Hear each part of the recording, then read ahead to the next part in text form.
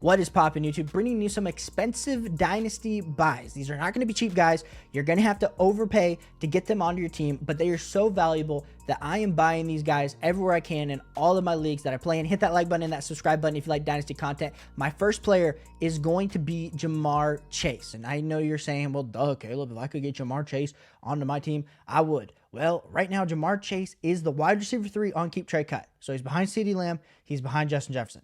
Now, last year at this time, Ja'Marr Chase, wide receiver 2. So he fell down one spot. And I hear you. You might be on the CeeDee Lamb train, but for me, I am still on the Ja'Marr Chase as my wide receiver 2 in Dynasty Fantasy Football. And I hear you. This last year was not the same year that he had previously. You know, in 2022, had 20.2 fantasy points per game. Was the wide receiver 4 on a fantasy points per game basis. This last year, 16.4. Wide receiver 11.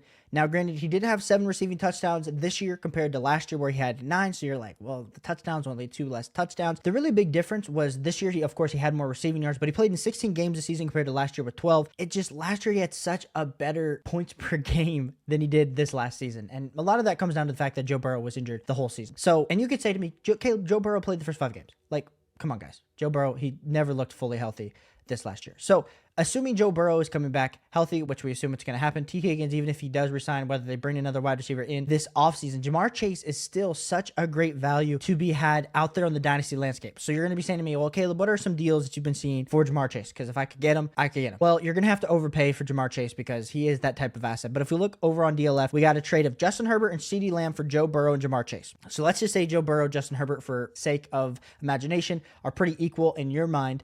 I like the fact that Ja'Marr Chase for CeeDee Lamb. I would take Ja'Marr Chase over CeeDee Lamb. I understand why some people might be taking CeeDee Lamb over Ja'Marr Chase, but personally at this point, I am taking Ja'Marr Chase over CeeDee Lamb. Another trade I see is Ja'Marr Chase for Jackson Smith-Njigba and a 2024 round 1 draft pick. Let's just assume that round 1 draft pick is high. Let's say it's in the top 3 of a Superflex draft. I still like Ja'Marr Chase here in this instance because you're talking, okay, could I have Jaden Daniels and Jackson Smith-Njigba or Ja'Marr Chase? Give me Ja'Marr Chase. Now, I know a lot of people like quarterbacks in the Superflex league, but Ja'Marr Chase is one of those elite level asset wide receivers that we can project him for the next 2-3 seasons to still remain in that first round category for your Dynasty startup. So we like Ja'Marr Chase there. And then just another trade that I see here on the list would be Kyron Williams, Deebo Samuel, Jackson Smith-Njigba, and a 24 first for Ja'Marr Chase, Devontae Smith, and Darius Slayton. That's a lot of picks, players being swapped, but give me the Ja'Marr Chase side there just because of value. Absolutely love buying into Ja'Marr Chase. Highly encourage you to go see if you can overpay for Ja'Marr Chase. My second player that I'm buying that is also very expensive is going to be Amon-Ra St. Brown. And I hear you again. You're like, Caleb, what the heck? Amon-Ra St. Brown's the wide receiver 4. Yeah, we're talking about expensive buys, and we're going to give you some players that you could be trading for, some package deals that you can see with Amon-Ra St. Brown. But last year, I mean, wide receiver 4 points per game, 20.7, absolutely electric. You drafted him in your redraft leagues in the 2nd round. He just absolutely was a man among boys in that slot for the Detroit Lions. And when we're seeing what are some type of deals being done for Amon-Ra St. Brown, first one that I see that comes to my eye over here on the DLF calculator is Kyron Williams, DJ Moore for Nick Chubb, Amon-Ra St. Brown. Are you freaking kidding me? Kyron Williams and DJ Moore straight up for Amon-Ra St. Brown. I'm still taking the Amon-Ra side. And then you get Nick Chubb, who we understand has been hurt. But give me that side all day, every day. I see another trade, Amon-Ra St. Brown for Breece Hall and 2 third-round picks. Let's just assume, like we said, maybe this is not Superflex, maybe this is a 1 quarterback league, but even still, give me the wide receiver. I understand wanting to get one of these young running backs, but the NFL is telling us running backs are devalued, so give me some Amon-Ra St. Brown here. And as you guys know, we have a big friend of the channel named Andrew, who Andrew actually just recently traded for Amon-Ra St. Brown. This tweet kind of went viral because it was a 3-team deal where he acquired Amon-Ra St. Brown. He gave up Garrett Wilson and Marvin Mims. So even if this was Garrett Wilson, Marvin Mims for Amon-Ra St. Brown, I know, guys, I am a Garrett Wilson believer, but give me Amon-Ra St. Brown here in this deal. You see our man Vegas ends up trading away Tank Dell and 2 firsts to get Garrett Wilson, Marvin Mims. Absolutely got fleeced there. Vegas did on that side. But then, of course, Parker ended up with Tank Dell and 2 firsts for Amon-Ra St. Brown. So really, Andrew and Parker, I liked both those sides of this Amon-Ra St. Brown deal. Vegas got absolutely ripped. But these are the type of deals that you're going to have to do to get Amon-Ra St. Brown. He is super valuable for you in the Dynasty Fantasy Football landscape, but go buy some Amon-Ra St. Brown. My third player that I'm buying super expensively is going to be Garrett Wilson. Depending on how long you guys have been following me, I have been the biggest Garrett Wilson truther since the rip. Granted, I am an Ohio State Buckeye fan, so I've been cheering for him for quite a long time.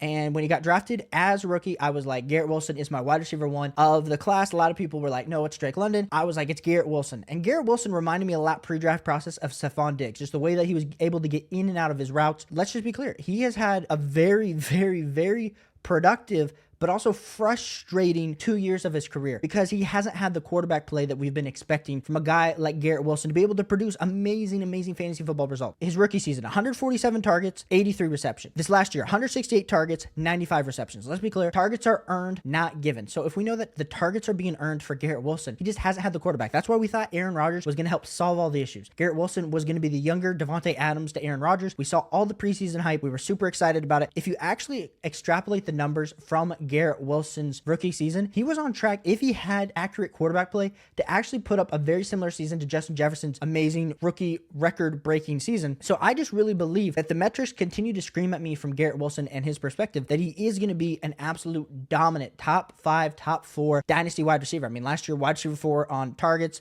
wide receiver 7 on a target share basis, wide receiver 6 on a snap share basis. He was wide receiver 1 on routes run, wide receiver 1 on route participation, air yard share, wide receiver 3. I mean, this guy was getting absolutely targeted all over the field. So you're like, okay, Caleb, but I have to overpay for an asset that hasn't produced yet. And that is definitely a risky thing to take into consideration. But as a guy that is wide receiver 7 on keep, trade, cut, I just imagine that he ends up being a top 5 wide receiver by the end of the season. If we're looking at recent trades that have happened for Garrett Wilson, we got Garrett Wilson straight up for Breece Hall. Give me Garrett Wilson. Then we have Brandon Ayuk, Garrett Wilson for Christian McCaffrey. Give me that side of that trade. Then we got Puka Nacua and a first round pick for Garrett Wilson. Now this is where this seems to be a lot because honestly, Puka Nacua and Garrett Wilson are kind of in the same tier for me. So I'm probably taking the first on this side. But this is the kind of trades. If I could trade Puka Nacua straight up for Garrett Wilson, that would be a deal I would be willing to do. If it was Puka in a second, easily give me Garrett Wilson there. But I also understand people that enjoy getting assets like a Puka Nacua after that amazing rookie season. So give me some Garrett Wilson. Go be buying Garrett Wilson. He is expensive, but those are some deals that I would be doing to go acquire Garrett Wilson. And my next player that you should be buying is Bijan Robinson. And I hear you,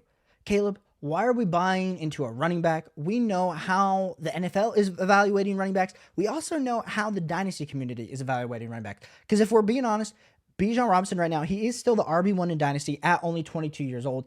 But last offseason, he was being drafted somewhere around the 109 to 111 range in startup superflex drafts. But right now, he is going in the first half to middle half of that second round range. So he has lost some overall value.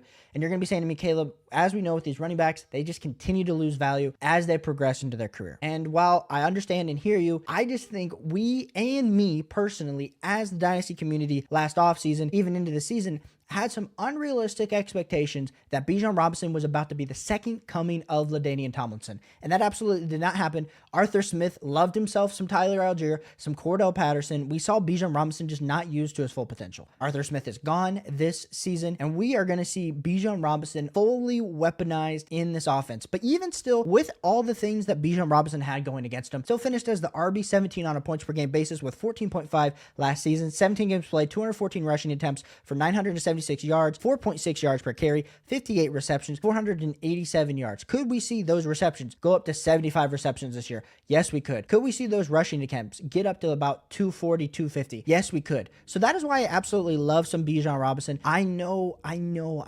There's a lot to be worried about with the running back landscape, but I'm still very much comfortable projecting Bijan Robinson and buying into him. And I understand you're going to have to overpay. And so overpaying for a running back always feels a little bit nasty, but here are some deals that I've seen go down for Bijan Robinson in some dynasty leagues. So here's one. We got Jalen Hurts, Christian McCaffrey, and a second round pick for Dak Prescott, Bijan Robinson, and a first round draft pick. That's absolutely insane that you were able to pick up. Of course, you're down tiering the person that's getting Bijan Robinson with Dak Prescott from Jalen Hurts, but then you're getting Bijan Robinson who we're projecting to be similar to CMC, who's way younger than CMC. And then you're also getting that first round draft pick compared to that second round draft pick to make up some of that difference between Dak and Jalen Hurts. Absolutely love that side of the deal. We got another one where this one's an interesting one because this happened on the 7th of February. We have Bijan Robinson and Treylon Burks for Anthony Richardson and Brandon Cook. Now, someone might really love some Treylon Burks, but you're talking about Bijan Robinson straight up essentially for Anthony Richardson. I do like the Anthony Richardson side just a little bit more, especially in Superflex leagues. I understand why you might want some Bijan Robinson. You might still really believe in Bijan Robinson.